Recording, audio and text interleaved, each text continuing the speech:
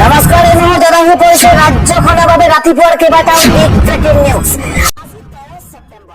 অসমৰ লগতে ভাৰতৰ বিভিন্ন প্ৰান্তৰ পৰা এনেধৰণৰ খবৰসমূহ নিতৌ চাবৰ কাৰণে চেনেলটো ছাবস্ক্ৰাইব কৰি ভিডিঅ'টোত এটা লাইক কৰি দিব। এই মুহূৰ্তত জনাই আছো এটা গুৰুত্বপূৰ্ণ খবৰ।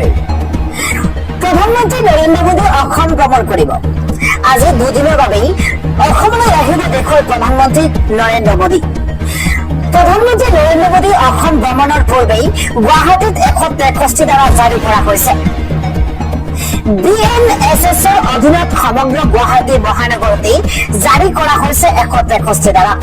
সকলো ধৰণৰ শোভাযাত্ৰা, ৰেলী, মাৰাথন সম্পূৰ্ণৰূপে নিষিদ্ধ ঘোষণা কৰা হৈছে। নিয়ম উলংঘা কৰিলেই BNSৰ 223 ধাৰা মতেই দিয়া হ'ব কঠোৰ শাস্তি। তাৎক্ষণিকভাৱে বলবৎ হোৱাকৈ আহিছে এই নিৰ্দেশনা। ডিচিপি ইমদাদ আলীয়ে জাৰি কৰিছে 163 ধাৰা। প্ৰধানমন্ত্ৰীৰ অসম ভ্ৰমণৰ পূৰ্বেই গুৱাহাটীত 163 ধাৰা জাৰি কৰা হৈছে। আন এটা খবৰ হৈছে প্ৰধানমন্ত্ৰী নৰেন্দ্ৰ মোদীৰ অসম ভ্ৰমণৰ পূৰ্বেই প্ৰধানমন্ত্ৰীৰ অসম ভ্ৰমণৰ বিৰোধিতা কৰিছে এবাৰ জনতাই। এটা গুৰুত্বপূৰ্ণ খবৰ জনোৱাৰ চেষ্টা কৰিছে। প্ৰধানমন্ত্ৰীৰ অসম ভ্ৰমণৰ বিৰোধিতাৰে উত্তাল হৈ পৰিছে উজনি অসম। প্ৰধানমন্ত্ৰীৰ অসম ভ্ৰমণৰ বিৰোধিতাৰে এবাৰ 25টা টাই আহোম অধ্যুষিত অঞ্চলত পৰাজিত হ'ব বিজেপি।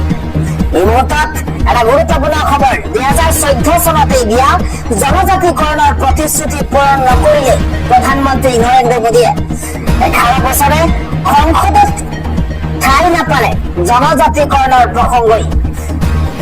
মৰাণৰ ৰাজপথ কঁপাই তুলিছে টাই আহোম যুৱ পৰিষদে। গুৰুত্বপূৰ্ণ খবৰ এই মুহূৰ্তত জনোৱাৰ চেষ্টা কৰিছো। 6 জনগোষ্ঠীক জনজাতিকৰণ নকৰিলে হ'ব বিপদ। 6 জনগোষ্ঠীক জনজাতিকৰণ নকৰিলে বিপদ হ'ব। টাই আহোমকে ধৰি 6 জনগোষ্ঠীয়ে ওফৰাই দিব চৰকাৰ। কেৱল ম্যাদ উচ্ছেদ কৰিলে নহ'ব, বিতৰণ কৰিব লাগিব। প্ৰধানমন্ত্ৰীৰ অসম ভ্ৰমণৰ বিৰোধিতাৰে এইবাৰ উত্তাল হৈ পৰিছে উজনি অসম। আন এটা খবৰ হৈছে 2026ত চামগুৰিত টিকট নাপাব পাৰে ৰকিবুল হুছেইনৰ পুত্ৰ তানজিল হুছেইনে। ৰকিবুলৰ বিৰুদ্ধে এইবাৰ মাষ্টাৰ প্লেন সাজু কৰিছে নুৰুল হুদা গোটে। এটা বিগ পলিটিকেল আপডেট জনোৱাৰ চেষ্টা কৰিছো। 2026ত চামগুৰিত টিকট নাপাব পাৰে ৰকিবুল হুছেইনৰ পুত্ৰ তানজিল হুছেইনে। ৰকিবুলৰ বিৰুদ্ধে মাষ্টাৰ প্লেন সাজু হৈ পৰিছে নুৰুল হুদা গোটে। চামগুৰিত ৰকিবুলৰ পুত্ৰক প্ৰত্যাহ্বান জনাবলৈ কংগ্ৰেছ নেতাৰ গোপন বৈঠক। গুৰুত্বপূৰ্ণ খবৰ। ৰকিবুলৰ পুত্ৰ তানজিল হুছেইনৰ পাখি কাটিবলৈ সাজু হৈ পৰিছে নুৰুল হুদা গোট। ৰকিবুলৰ বিৰুদ্ধে চামগুৰিত একত্ৰিত হৈছে আধা ডজন নেতা।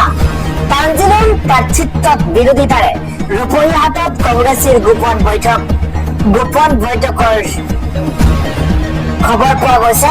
নতুন চামগুৰিত অন্তৰ্ভুক্ত হৈছে পুৰণি ৰূপহীহাটৰ 11টাকৈ পঞ্চায়ত। আন এটা খবৰ হৈছে গৌৰৱ গগৈৰ দেউতাকে কৰা ভুলৰ ক্ষমা মই কিয় খুজিম।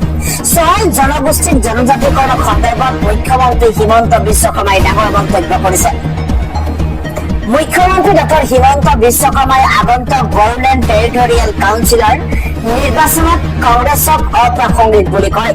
তেওঁ লগতে কয় যে প্ৰকৃত প্ৰতিদ্বন্দ্বিতা হ'ব BPF, UPPL আৰু বিজেপিৰ মাজত। চিৰাং জিলাৰ আনন্দ বজাৰত এক সভাত ভাষণ দি মুখ্যমন্ত্ৰী ডক্টৰ হিমন্ত বিশ্ব শৰ্মাই কয় যে বিটিআৰত কংগ্ৰেছৰ কোনো স্থিতি নাই। ইয়াত যুঁজ BPF, UPPL আৰু বিজেপিৰ মাজত হ'ব। এই সভাতে তেওঁ 6 জনগোষ্ঠীৰ জনজাতিকৰণ সন্দৰ্ভত প্ৰাক্তন মুখ্যমন্ত্ৰী তৰুণ গগৈৰ কথা উত্থাপন কৰিছে। গগৈ চৰকাৰে আইনী সুৰক্ষা নিশ্চিত নকৰাকৈ STৰ মৰ্যাদা দিয়াৰ প্ৰস্তাৱ দিছিল। এয়া প্লেট নিদিয়াকৈ খাবলৈ ভাত আগবঢ়োৱাৰ দৰেই। কংগ্ৰেছৰ ভুলৰ আমি কিয় উত্তৰাধিকাৰী হ'ম। জনজাতিকৰণ সন্দৰ্ভত বিজেপি স্পষ্ট আৰু পৰিকল্পিত। কাউন্সিলৰ নিৰ্বাচনত কংগ্ৰেছক অপ্ৰাসংগিক বুলি কয়। তেওঁ কয় যে প্ৰকৃত প্ৰতিদ্বন্দ্বিতা হ'ব BPF, UPPL আৰু বিজেপিৰ মাজত। চিৰাং জিলাৰ আনন্দ বজাৰত এক সভাত ভাষণ দি ডক্টৰ শৰ্মাই কয় যে বিটিআৰত কংগ্ৰেছৰ কোনো স্থিতি নাই, ইয়াত যুঁজ BPF, UPPL আৰু বিজেপিৰ মাজত হ'ব। এই সভাতে তেওঁ 6 জনগোষ্ঠীৰ জনজাতিকৰণ সন্দৰ্ভত প্ৰাক্তন মুখ্যমন্ত্ৰী তৰুণ গগৈৰ কথাও উত্থাপন কৰিছে। শৰ্মাই কয় যে গৌৰৱ গগৈৰ পিতৃৰ অতীতৰ ভুলৰ বাবে মই ক্ষমা খুজিব লাগেনে? ভুল কোনে কৰিলে এয়া সকলোৱে জানে, সেয়েহে জনসাধাৰণে আমাক দুখ নিদিয়ে আৰু অসমৰ সকলো বিশৃংখলতাৰ সৃষ্টি কৰিছে কংগ্ৰেছ চৰকাৰে। পৰৱৰ্তী খবৰ হৈছে অসমৰ 6 জনগোষ্ঠীক চৰম প্ৰবঞ্চনা কৰিছে বিজেপি চৰকাৰে। 6 জনগোষ্ঠীৰ জনজাতিকৰণৰ দাবীৰ প্ৰতি সমৰ্থন এবাৰ CPIMৰ। অসমৰ 6টা জনগোষ্ঠী টাই আহোম, মৰাণ, মটক, চুতীয়া, চাহ জনগোষ্ঠী, আদিবাসী আৰু কোচ ৰাজবংশীসকলৰ জনজাতিকৰণৰ দাবীত অসমত দীৰ্ঘদিন ধৰি আন্দোলন সংঘটিত হৈ আছে। ইয়াৰ সমৰ্থনত অসম বিধানসভাই পূৰ্বতে সৰ্বসন্মত প্ৰস্তাৱ গ্ৰহণ কৰি কেন্দ্ৰীয় চৰকাৰলৈ প্ৰেৰণ কৰিছে।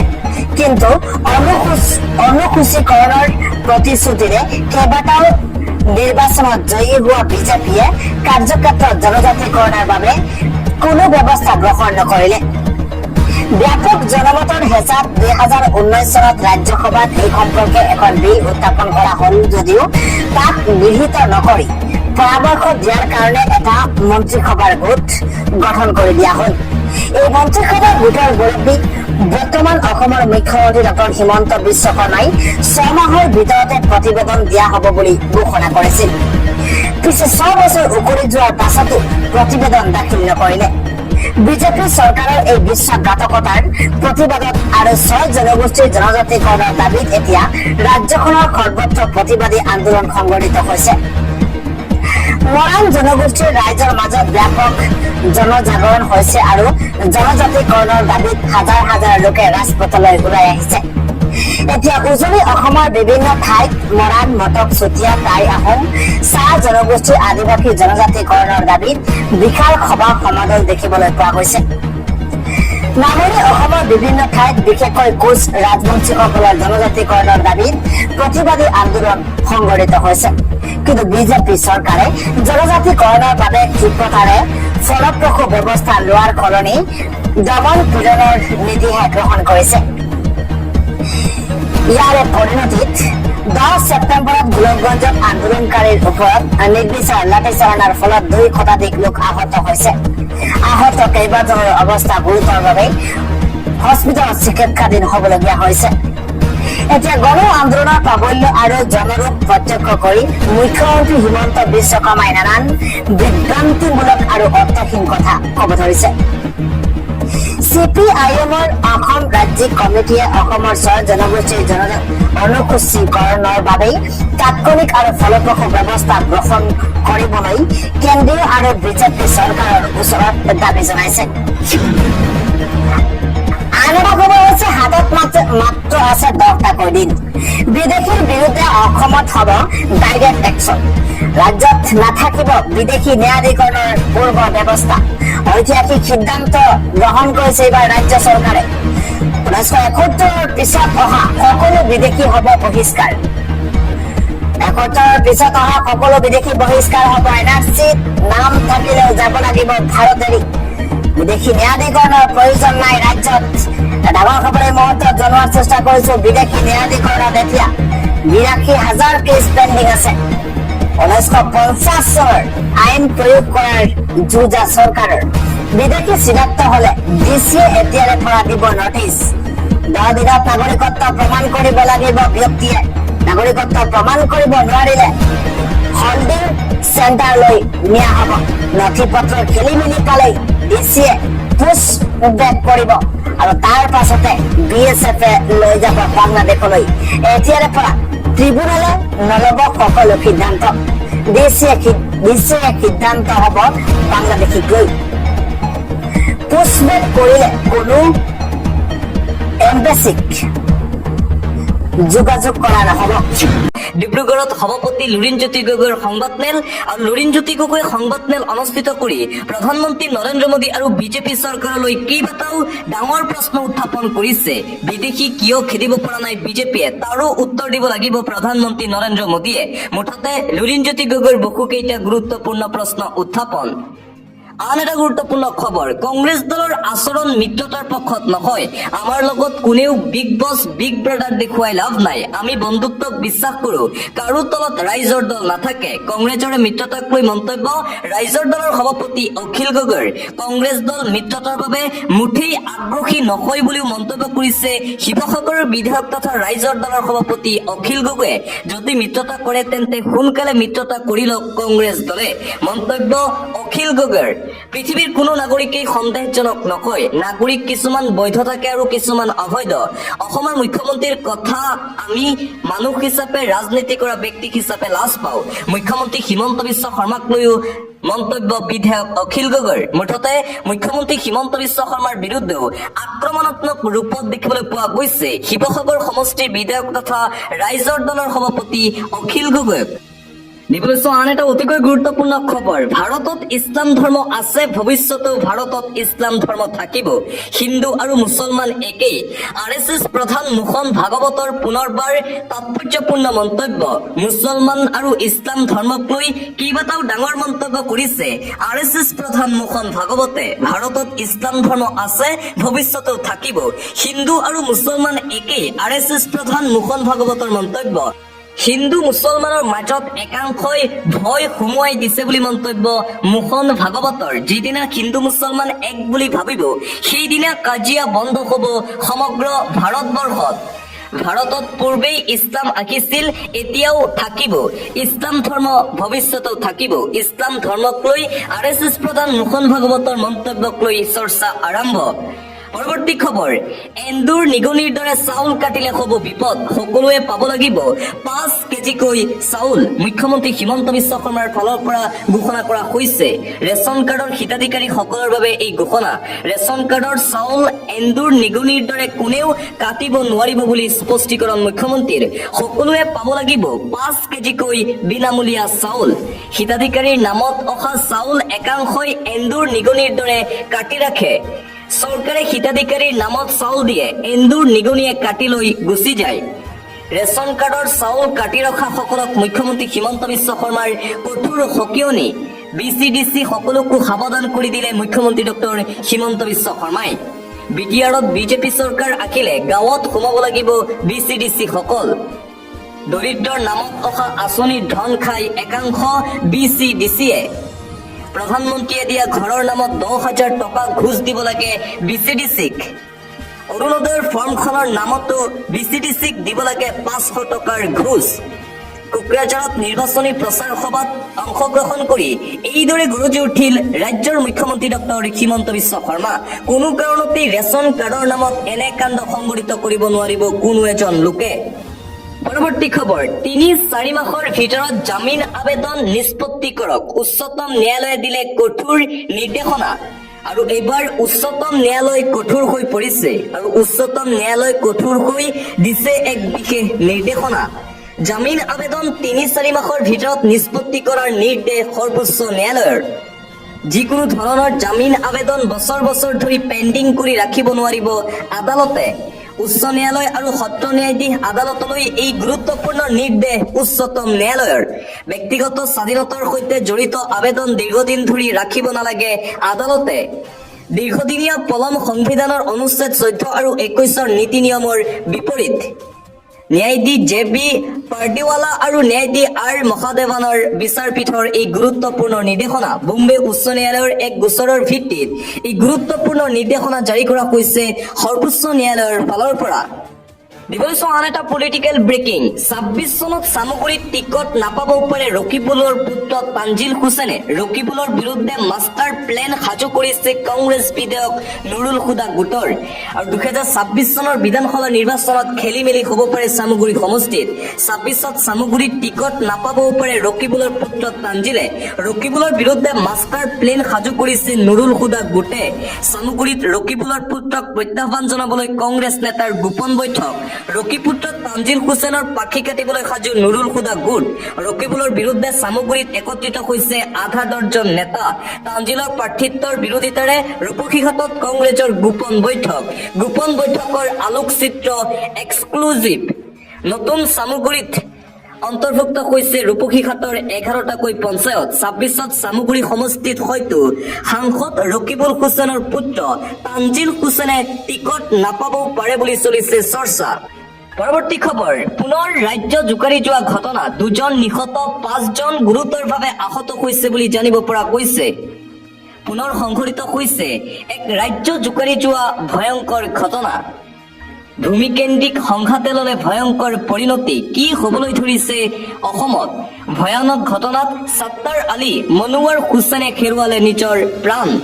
এই শিহৰণকাৰী ঘটনাত 5জনকৈ লোক গুৰুতৰভাৱে আহত হৈছে বুলি জানিব পৰা গৈছে। আহত আকবৰ আলী, বন্দেজ আলী, সুৰহব আলী, মইজুদ্দিন শ্বেখ। গোৱালপাৰাৰ লক্ষীপুৰৰ সোণাৰী অঞ্চলৰ কিষ্টমণি চহৰত এই ভয়ংকৰ ঘটনা। কৃষি সম্পৰ্কীয় কাম কৰিবলৈ গৈছিল ছাত্তাৰ আলী মনোৱাৰ হুছেইনৰ পৰিয়ালে।